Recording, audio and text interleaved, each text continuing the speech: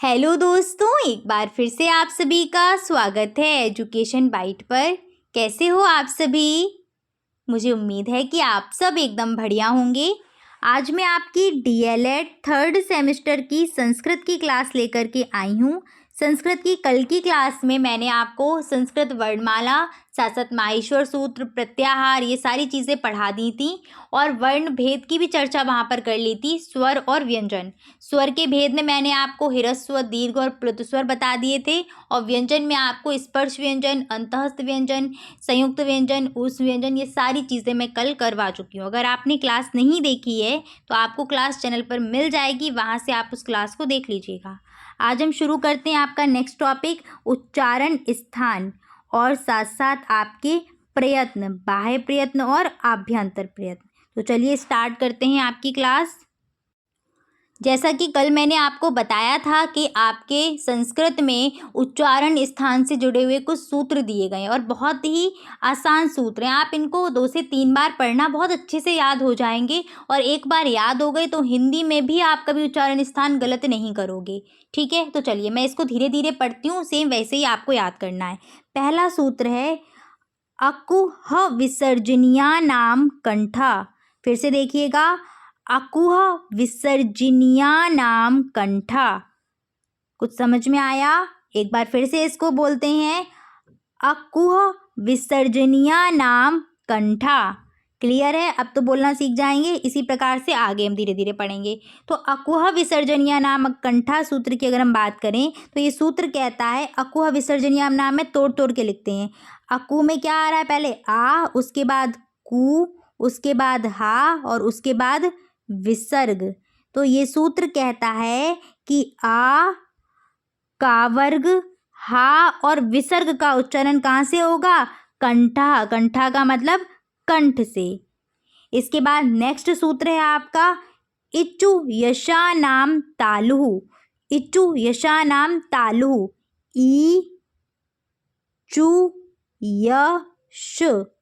कौन कौन से वर्ण यहाँ मिल रहे हैं? ई, चू मीन्स चा वर्ग, या और शा, इनका उच्चारण कहाँ से करते हैं? तालु से करते। तो इनका उच्चारण स्थान क्या है? तालु। वैसे आप क्या होते थे, या और शा में ज़रूर कंफ्यूज होते होंगे कि शा का उच्चारण, इस वाले शा का तालु है या मूर्धा है। अब कभी नहीं होगे। इच्चु यशानाम तालु, तो क्या है? तालु इसका उच्चारण स्थान है। ठीक है। अब यहाँ पर एक चीज़ और बता दूँ, कल शायद मैं आपको ये बता चुकी हूँ कि कु का मतलब है का वर्ग। ठीक है, पूरा का पूरा का वर्ग। चु का मतलब है चा वर्ग, क्योंकि संस्कृत में क्या है, इनको ऐसे लिखते हैं, कु, चु, टू, तू और पू, कुचु टू तुपु बोलते हैं, इसीलिए आप इसको ध्यान रखना। ये क्या है? ये वर्ग को डिनोट कर रहे हैं। कु मतलब का वर्ग। इसके बाद आइए नेक्स्ट सूत्र पर। अगला सूत्र क्या है? रि टुरसाणाम मूर्धा। कौन कौन सा? सबसे पहले री, उसके बाद टू, रा और सा। ऋटुर्षाणाम मूर्धा सूत्र कहता है कि री से ऋषि, टू मतलब टा वर्ग, रा और षटकोण वाला सा, इनका उच्चारण स्थान है मूर्धा। नेक्स्ट आपका नेक्स्ट सूत्र क्या है? लृ तुलसा नाम दंतः। लृ तुलसा नाम दंतः, यानी कि लृ, उसके बाद तू, उसके बाद ला और सा। लृ तुलसा नाम दंतः सूत्र बोलता है कि लृ आपका एक स्वर है। संस्कृत में स्वर है, हिंदी में नहीं होता है ये। ठीक है, बस यही इसको थोड़ा सा याद रखना है कि संस्कृत में है, हिंदी में नहीं है। उसके बाद तू मतलब ता वर्ग, उसके बाद ला और फिर सा का उच्चारण स्थान क्या है? दंत है। ठीक है, इसके बाद आगे आते हैं नेक्स्ट सूत्र पर। नेक्स्ट आपका फिफ्थ क्या है सूत्र? उपपद्यमानीयानाम ओष्ठौ। उपपद्यमानीयानाम ओष्ठौ, ये सूत्र क्या कहता है? सबसे पहले उ, उसके बाद पु, पु मतलब पु पा वर्ग, उसके बाद उपपद्यमानीय, उपधिमानीय। ठीक है, उपधिमानीय कल मैंने आपको बताया होगा, अयोग वहाँ में आता है, उपधिमानीय। ठीक है, तो उ का मतलब है स्वर, उ दोनों स्वर आएंगे यहाँ पर। ठीक। उसके बाद पू मतलब पा वर्ग, उसके बाद उपधिमानीय पा और फा, जो कल मैंने आपको इस प्रकार से लिख करके दिखाए थे, इस चिन्ह के साथ ये लिखे जाते हैं। इनका उच्चारण स्थान क्या है? ओष्ठ। ठीक है, उपपद्यमानीया नाम ओष्ठौ। अगला सूत्र है आपका यम गणानाम नासिकाश्च। ठीक है, तो फिर आप देखिएगा इसमें कौन कौन से आ रहे हैं। चाचा जा जाऊँ वहाँ। ठीक है, उसके बाद माँ, ज्ञा, ड़ा और ना, पांचों हो गए, 1 2 3 4 5। इनका उच्चारण स्थान क्या है? नासिका। ये क्या है? ये प्रत्येक वर्ग के पंचम वर्ण हैं। क्या है ये? तो ये प्रत्येक वर्ग के पंचम वर्ण हैं। ठीक है, इनको नासिक के व्यंजन या अनुनासिक व्यंजन भी बोला जाता है, क्योंकि इनका उच्चारण हम कहाँ से करते हैं? नासिका से करते हैं। इनके उच्चारण में जो वायु है वो नाक से बाहर निकलती है, इसीलिए इनको नासिक के व्यंजन बोलते हैं। अगला सूत्र है आपका ए दैतहु कंठ तालु। क्या सूत्र है? ए दैतहु कंठ तालु। ये सूत्र क्या कहता है? ए और दै पे अय लगा है ना, अय। ए और अय जो स्वर हैं इनका उच्चारण करते हैं कंठ तालु से। ठीक है, इनका उच्चारण स्थान क्या है? कंठ तालु। इसको आप ऐसे भी याद कर सकते हो। आपको पता है ए और अय क्या है? संयुक्त स्वर हैं। ये 2 स्वर के मेल से बने हैं। देखो, आ और ई के मेल से क्या बना हुआ है? ए बना हुआ है। ठीक है, तो उच्चारण स्थान भी ऐसे ही याद कर लो। आ का उच्चारण स्थान कंठ और ई का तालु। अकुह विसर्जनीय नाम कंठा, तो आ का कंठ और ई का तालु, तो उच्चारण स्थान क्या हो जाएगा? कंठ तालु। इसके बाद अगला है सूत्र आपका ओ दौतोः कंठोष्टम। ये सूत्र कहता है ओ और दूसरा क्या है? औ। इनका उच्चारण कहाँ से करते हैं? कंठोष्ठ। इनका उच्चारण स्थान क्या है? कंठोष्ठ। ये भी आपके क्या हैं? संयुक्त स्वर हैं। ओ बना हुआ है आ प्लस उ के मेल से। क्या बनता है? ओ।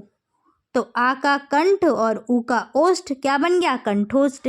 अच्छा, औ बता दूं, औ किसके मेल से बनता है? और यहाँ पर ए लिख लेना अगर आप लिखना चाहें। आ और ए के मेल से बनता है अय, और यहाँ लिख लेना आ और ओ के मेल से बनता है औ। ठीक है, नेक्स्ट लास्ट आपके नेक्स्ट सूत्र है वकारस्य दंतोष्ठम। वकारस्य दंतोष्ठम। वकारस्य दंतोष्ठम का मतलब है वा का उच्चारण क्या है? दंतोष्ठ। ठीक है, ये जो वा है ना, बिना पेट फटा वाला वा, वो उसका उच्चारण स्थान क्या है? दंतोष्ठ। ठीक है, अगला है आपका जिह्वामूल्यस्य जिह्वामूलम। जिह्वामूल्यस्य, ये कल मैंने आपको अयोगवाह में भी पढ़ाए थे। जिह्वामूल्यस्य, जिह्वामूल्य जो का और खा है उनका उच्चारण क्या है? जिह्वामूल है। ठीक है, जिह्वामूल। इसके बाद आपका लास्ट है नासिकानुस्वारस्य। नासिकानुस्वारस्य। नासिकानुस्वारस्य। नासिकानुस्वारस्य का मतलब है नासिका और पीछे लिखा हुआ है अनुस्वार। अनुस्वार। ठीक है, अंग जो होता है ना, अनुस्वार, इसका उच्चारण स्थान क्या है? नासिका है। इसको कहाँ से उच्चारित करते हैं? नासिका से। एक बार रिवाइज कर लीजिएगा सारे सूत्रों को। उम्मीद है कि अब आप इनको पढ़ लेंगे। देखिएगा, सबसे पहला क्या है आपका? अकुह विसर्जनीय नाम कंठा। दूसरा है इचु यशानाम तालु। ऋतुर्षाणाम मूर्धः। ऋतुलसानाम दंतः। नेक्स्ट है उपपद्यमानीय नाम ओष्ठौ। यम गणानाम नासिकाश्च। ए दैतौ कंठतालु। ओ दौतौ कंठोष्ठम। वकारस्य दंतोष्ठम। जिह्वामूल्यस्य जिह्वामूल्यम। नासिकानुस्वारस्य। ठीक है, तो ये 11 आपके सूत्र हैं। यहाँ से सारे के सारे उच्चारण स्थान फटाफट से आपको याद हो जाएंगे। नेक्स्ट आते हैं संस्कृत में अयोगवाह कितने हैं? तो संस्कृत में 4 अयोगवाह हैं। पहला अनुस्वार, दूसरा विसर्ग, उपधिमानीय और जिह्वामूल्य। अनुस्वार में ये रहा आपका अनुस्वार, विसर्ग इस तरीके से लगती है, उपधिमानीय है आपके इस प्रकार से पा और फा। ठीक है, ये चिन्ह लगा हुआ, और जिह्वामूल्य चिन्ह लगा होने के बाद का और ख। आगे आइएगा, प्रयत्न क्या है? तो प्रयत्न का मतलब क्या होता है? प्रयास करना। ठीक है, प्रयत्न की हिंदी क्या है? प्रयास करना। तो जब हम ध्वनियों को निकालते हैं, वर्णों को बोल रहे होते हैं, तो जब हम वर्ण को बोल रहे हैं तो उस टाइम पर कहीं ना कहीं हम प्रयास कर रहे हैं। वो प्रयास बाहर, जब वर्ण हमारे मुख के अंदर होता है तब हम उसको उच्चारित करने के लिए प्रयास कर रहे हैं, और जब वो मुख से बाहर आ रहा है तब भी एक प्रयास लग रहा है। तो वर्ण की उत्पत्ति के समय वक्ता को आंतरिक और बाह्य प्रयास करने पड़ते हैं। इन्हीं आंतरिक और बाह्य प्रयासों को बोला जाता है प्रयत्न। प्रयत्न दो प्रकार के होते हैं। जो आंतरिक प्रयत्न है उसको हम आभ्यंतर प्रयत्न कहेंगे, और जो बाह्य प्रयास रहेगा उसको हम बाह्य प्रयत्न बोलेंगे। ठीक है, आभ्यंतर प्रयत्न पर आइए कि आभ्यंतर प्रयत्न क्या होता है। वर्ण की उत्पत्ति के समय मुख के भीतर जो प्रयास किया जाता है उस प्रयास को हम बोलते हैं आभ्यंतर प्रयत्न। मुख के अंदर जो प्रयास होगा। आभ्यंतर प्रयत्न के भेद बहुत इंपॉर्टेंट है। इसके 5 भेद हैं। कितने भेद हैं आभ्यंतर प्रयत्न के? 5 भेद हैं। ठीक है, आभ्यंतर प्रयत्न के 5 भेद हैं। सबसे पहला है आपका स्पृष्ट, दूसरा ईषत् स्पृष्टम, तीसरा ईषत् विव्रतम, विव्रतम और संव्रतम। टोटल आपके 5 भेद हैं। स्पृष्टम की बात करते हैं तो इसका सूत्र है आपका स्पृष्ट प्रयत्नम स्पर्शानाम। सूत्र आपको याद भी नहीं रखना है, आपको सिर्फ ये याद रखना है कि स्पृष्टम में कौन कौन से वर्ण आते हैं। ठीक है, सूत्र से क्या है, आसानी रहती है थोड़ी याद करना। तो सूत्र इसका है स्पृष्टम प्रयत्नम स्पर्शानाम। तो ये सूत्र बोल रहा है कि स्पृष्ट में वो वर्ण आने हैं जिनके प्रयास में क्या लगता है कि स्पर्श हो रहा हो कहीं ना कहीं। तो इसमें जो वर्ण आते हैं वो आपके स्पर्श संज्ञक वर्ण हैं, यानी कि स्पर्श व्यंजन। ठीक है, स्पर्श व्यंजन। अगला है आपका ईषत् स्पृष्टम। ईषत् स्पृष्टम का सूत्र है ईषत् स्पृष्टम अंतस्थानाम, यानी कि ईषत् स्पृष्टम में वो वर्ण आते हैं जो कौन से, अंतस्थ व्यंजन हैं। तो सूत्र इसलिए आपका आसान रहेगा। जैसे ही आप याद करोगे तो क्या है, ईषत् स्पृष्टम अंतस्थ। अच्छा ठीक है, इसमें अंतस्थ व्यंजन लिखने हैं तो सारे अंतस्थ इसमें आ जाएंगे, य व र ल। इसके बाद आते हैं ईषत् विव्रतम। तो ईषद् विव्रतम ऊष्माणाम। ईषद् विव्रतम में क्या आते हैं, ऊष्म व्यंजन आते हैं। ठीक है, श स स ह, इसमें आपके तीनों सा और हा आ जाएंगे, ऊष्म व्यंजन। ईषद् विव्रतम ऊष्माणाम। इसके बाद नेक्स्ट है आपका विव्रतम। विव्रतम में आते हैं स्वर। तो इसका जो सूत्र है वो है विव्रतम स्वराणाम। जितने भी स्वर हैं सभी स्वर आपके आते हैं विव्रत के अंतर्गत। अ ई उ री री ए ओ ऐ ओ, सारे स्वर वर्ण आ जाएंगे विव्रतम में। इसके बाद आते हैं संव्रतम। संव्रतम में आपका सूत्र है ह्रस्वस्य अवर्णस्य प्रयोगे संव्रतम। ह्रस्व आ जो है वो संव्रत में आता है। ठीक है, केवल और केवल ह्रस्व आ जो है वो किस में आएगा, संव्रत में आएगा। ठीक, तो इसके बाद एक बार इसको फिर से देख लीजिएगा। इस पृष्ठ में क्या कौन कौन से आते हैं। ठीक है, स्पर्श में देखिएगा, स्पृष्ट में आते हैं स्पृष्ट प्रयत्नम स्पर्शानाम, स्पर्श व्यंजन। ईषत् स्पृष्टम में कौन से आएंगे, तो ईषत् स्पृष्टम अंतस्था, इसमें अंतस्थ व्यंजन आएंगे। ईषत् विव्रतम में क्या आएंगे, तो पहले विव्रत को देख लो तो ईषत् विव्रत याद कर लोगे। विव्रतम में आते हैं विव्रतम स्वराणाम, यानी कि सभी स्वर, और ईषत् विव्रतम में आते हैं ऊष्माणाम, यानी कि ऊष्म व्यंजन। संव्रत में क्या आता है, ह्रस्वस्य अवर्णस्य प्रयोगे संव्रतम। ह्रस्व आ, ह्रस्व का आ क्या किस में आएगा, संव्रत में आएगा। तो ये आभ्यंतर प्रयत्न, उम्मीद है कि अब आपको समझ में आ गया होगा। इस प्रकार से भी मैंने लिख दिया है। स्पृष्टम में क्या आने वाला है, स्पृष्ट में सारे स्पर्श व्यंजन कहाँ से, का से लेकर के पा वर्ग तक जो हैं वो हैं आपके स्पृष्टम में। इसके बाद आते हैं हम ईषत् स्पृष्टम। ईषत् स्पृष्टम में सभी अंतस्थ व्यंजन आ जाएंगे। इसके बाद आएंगे ईषद् विव्रतम में, इसमें ऊष्म व्यंजन आते हैं। विव्रत में सभी स्वर आते हैं, और संव्रतम में आता है ह्रस्व आ। ठीक है, आगे बढ़ते हैं। बाह्य प्रयत्न। बाह्य प्रयत्न क्या होता है कि जब वर्ण मुख से बाहर आने लगता है तो उस वक्त जो हम चेष्टा कर रहे होते हैं उसको बाहर निकालने में वो कहलाती है हमारी बाह्य प्रयत्न। तो क्या है, मुख से जब वर्ण बाहर निकलने लगते हैं उस समय उच्चारण की जो चेष्टा या प्रयास होता है वो कहलाता है बाह्य प्रयत्न। बाह्य प्रयत्न के कितने भेद हैं, तो 11 भेद हैं।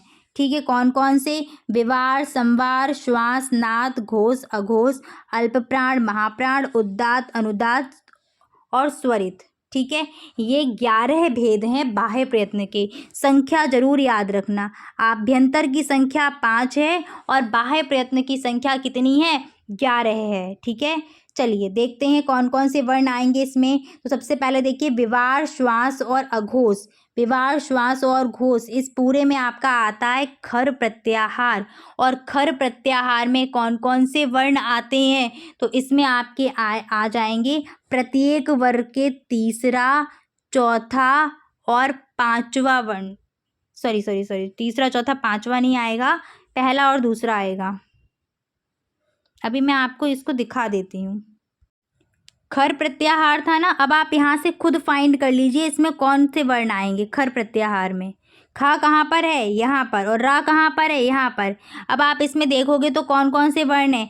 खफ, छठत, चटतब। खा कौन से नंबर पे आ रहा है? का, खा दूसरे नंबर पे। फा कौन से नंबर पे? पा, फा वर्ग का दूसरा है। च, छ वर्ग का दूसरा वर्ण है। ट, ठ टा वर्ग का दूसरा वर्ण है। ता, थ ता वर्ग का दूसरा वर्ण है। चा पहला वर्ण है, टा पहला वर्ण है वर्ग का, अपने वर्ग का। ता अपने वर्ग का पहला है। और इसके बाद कहाँ रहा? का अपने वर्ग का पहला है। का अपने वर्ग का पहला और पा अपने वर्ग का पहला है। उसके बाद ऊष्म व्यंजन। ठीक है, ऊष्म व्यंजन में तीनों शा। तो आपने देख पाया यहाँ से कि खर प्रत्याहार में कौन कौन से वर्ण आ रहे हैं। तो खर प्रत्याहार में प्रत्येक वर्ग का पहला और दूसरा वर्ण आ रहा है। और साथ साथ तीनों क्या आ रहे हैं? श, स और श आ रहे हैं।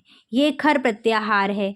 तो विवार और श्वास और अघोष में कौन सा प्रत्याहार है? खर प्रत्याहार है। यानी कि इसके अंतर्गत कौन कौन से वर्ण आएंगे? प्रत्येक वर्ग का पहला, दूसरा वर्ण। ठीक है, और साथ साथ तीनों श, स और सा।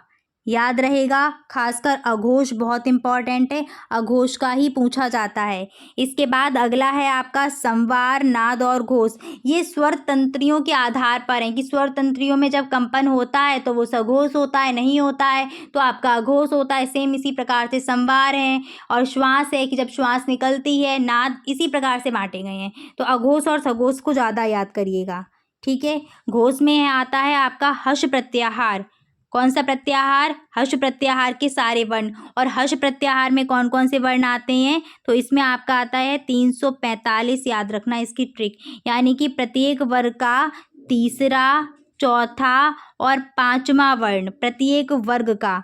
और साथ साथ क्या आएंगे? प्लस में लिखिएगा हा और अंतःस्थ व्यंजन। अभी मैं इसको भी आपको प्रत्याहार के थ्रू बता दूंगी। ठीक है, प्रत्येक वर्ग का तीसरा, चौथा, पांचवा और हा और अंतस्थ। घोष या फिर सघोष कुछ भी लिखा हो, सेम ही बात है, एक ही बात है। देखिएगा यहाँ पर हर्ष प्रत्याहार कहाँ पर है? तो हा ये रहा और शा कहाँ पर है? हर्ष था ना, ये था हर्ष प्रत्याहार। शलजम वाला सा कहाँ रहा? ये रहा। ठीक है, यानी कि यहाँ पर जितने वर्ण आ रहे होंगे वो आपके इसके अंतर्गत आ जाएंगे। ये तो इत संज्ञक है, इनका तो कोई मतलब ही नहीं है, ये तो सारे हटाइएगा। इसके बाद देखिएगा इसमें आपको कौन कौन से वर्ण दिख रहे हैं। सबसे पहला तो हा दिख गया, उसके बाद य व र ल दिख रहे हैं, यानी कि अंतःस्थ व्यंजन यहाँ सीधे सीधे दिख रहे हैं कि नहीं दिख रहे हैं अंतःस्थ। उसके बाद प्रत्येक वर्ग के पांचवें अक्षर, पांचवें वर्ण लिखे हुए हैं, तो प्रत्येक वर्ग का पंचम वर्ण आ गया। उसके बाद देखो झ कौन से स्थान पर आता है? च, छ, ज, झ, यानी कि चौथे नंबर पर। तो ये चौथा नंबर वाला वर्ण भी दिख रहा है। देखो भा, प, फ, ब, भ, ये भी चौथे नंबर पर है। घ, क, ख, ग, घ, ये भी चौथे नंबर पर है। ट, ठ, ड, ढ, ये भी चौथे नंबर पर है। त, थ, द, ध, धा, धनुष, ये भी चौथे नंबर पर आ रहा है अपने वर्ग में। इसके बाद देखिएगा ज, ब, ग, दश, ये क्या है? ये सारे के सारे तीसरे नंबर वाले वर्ण हैं। जा देखो च छ जा तीसरे स्थान पर आया है। बा पा फा बा तीसरे स्थान पर आया है, यानी कि 3 यहाँ लिख देते हैं। तो प्रत्येक वर्ग के तीसरे, चौथे और पांचवें वर्ण साथ साथ अंतःस्थ और हा ये कहाँ आपको देखने को मिल रहे हैं? हर्ष प्रत्याहार के अंतर्गत। तो आप यहाँ से समझ गए होंगे संवार, नाद और घोष में कौन कौन से आएंगे? हर्ष प्रत्याहार यानी कि 345, अंतःस्थ और हा। उम्मीद है कि अब आप घोष अघोष को कभी नहीं भूलेंगे, बहुत अच्छे से समझ गए होंगे। और अगर प्रत्याहार से भी अगर आपको बताएं तो प्रत्याहार से भी अब आप कर पाएंगे। इसके बाद आते हैं बाह्य प्रयत्न में अल्प प्राण और महाप्राण। तो अल्प प्राण और महाप्राण में वे वर्ण आते हैं जिसमें, जैसे अल्प प्राण है तो अल्प प्राण में वे वर्ण आएंगे जिसमें क्या है, श्वास की कम आवश्यकता पड़ेगी। अल्प मीन्स कम और महा में ज़्यादा आवश्यकता पड़ेगी। तो इस प्रकार से श्वास वायु के आधार पर बांटे गए हैं। अल्प प्राण में आपके आते हैं प्रत्येक वर्ग का पहला, तीसरा और पांचवा वर्ण, प्रथम, तृतीय और पंचम वर्ण, साथ साथ यड़ प्रत्याहार यानी कि अंतःस्थ व्यंजन। तो यहाँ पर यर प्रत्याहार में लिख देती हूँ। संस्कृत पढ़ रहे हैं तो प्रत्याहार का यूज़ करो ना शॉर्ट में अच्छे से। इसके बाद महाप्राण की बात करते हैं तो महाप्राण में कौन कौन से आते हैं? प्रत्येक वर्ग का दूसरा और चौथा वर्ण यानी कि 34 और इसके बाद शल प्रत्याहार। ये है महाप्राण की ट्रिक। इसमें क्या है, ज़्यादा श्वास वायु की आवश्यकता पड़ती है। नेक्स्ट आते हैं उद्दात, उद्दात, अनुदात और स्वरित पर। उद्दात में आपके आते हैं ह्रस्व स्वर आ ई उ री री और अनुदात में आते हैं दीर्घ स्वर आ ई उ री ए ऐ ओ औ। ठीक है, दीर्घ री है, इसमें एक और लगाइएगा। और स्वरित में आता है ओम यानी कि प्लुत स्वर। तो इस प्रकार से आपके ये हैं जिसमें सबसे ज़्यादा फोकस आपको करना है अल्प प्राण, महाप्राण, घोष और अघोष पर। चलिए आगे आइएगा, नोट पॉइंट एक साथ देख लेते हैं। माहेश्वर सूत्रों की संख्या कितनी है? तो माहेश्वर सूत्रों की संख्या है 14। मोस्ट इंपॉर्टेंट है, पूछा जा चुका है एग्जाम में, प्रीवियस ईयर पेपर में आ चुका है। प्रत्याहार की संख्या कितनी है? 42 प्रत्याहार दिए गए हैं। संस्कृत वर्णमाला में कुल कितने वर्ण हैं? तो 46 वर्ण हैं। स्वरों की संख्या कितनी है? 13 यहाँ पर स्वर हैं जिसमें आपके 8 दीर्घ हैं और 5 ह्रस्व हैं। ठीक है, और व्यंजन कितने हैं? 33 व्यंजन हैं। स्वर में देखिएगा 3 प्रकार से थे। प्लुत भी आपका यहाँ पर अगर मैं लिख दूँ, वैसे प्लुत की संख्या तो कोई नहीं है, ओम आता है प्लुत के अंतर्गत।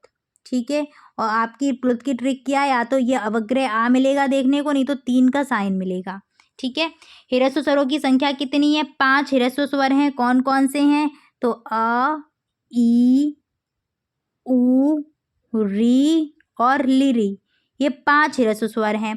दीर्घ की बात करते हैं तो आ, ई, उ, उसके बाद रिरी, फिर ए, ऐ, ओ और औ, ये 8 आपके क्या हैं? दीर्घ स्वर हैं। नेक्स्ट आइएगा व्यंजन। तो व्यंजन आपके 3 इस प्रकार से बांटे थे। स्पर्श व्यंजन जिनकी संख्या है 25, अंतःस्थ व्यंजन 4 हैं, यवर अला। ऊष्म व्यंजन कितने हैं? ये भी 4 हैं। श स स दोनों का क्रम अच्छे से याद रखना, क्रम पूछ लेते हैं यहाँ, भले ही ना पूछे डीएलएड में, लेकिन टेट में ज़रूर ये ध्यान पूछा जाता है क्वेश्चन यहाँ से। इसके बाद आइएगा अच प्रत्याहार। अच प्रत्याहार में स्वर हैं सभी स्वर। हल प्रत्याहार में सभी व्यंजन दिए गए हैं। यड़ प्रत्याहार में अंतःस्थ व्यंजन है, यवर अल। शल प्रत्याहार में उस व्यंजन है, स स स ह। अल्प प्राण तो 135 यानी कि प्रत्येक वर्ग का पहला, तीसरा, पांचवा और अंतःस्थ व्यंजन किसमें आते हैं? अल्प प्राण में आते हैं।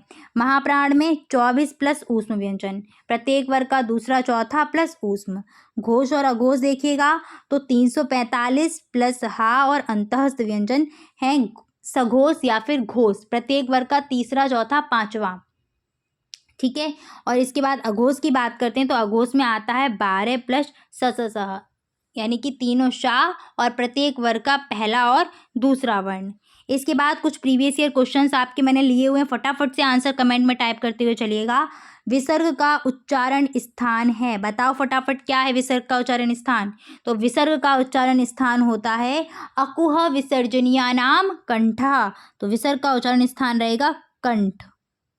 ठीक, इसके बाद वर्गों के पंचम वर्ण माहेश्वर सूत्र के किस क्रमांक के अंतर्गत आते हैं?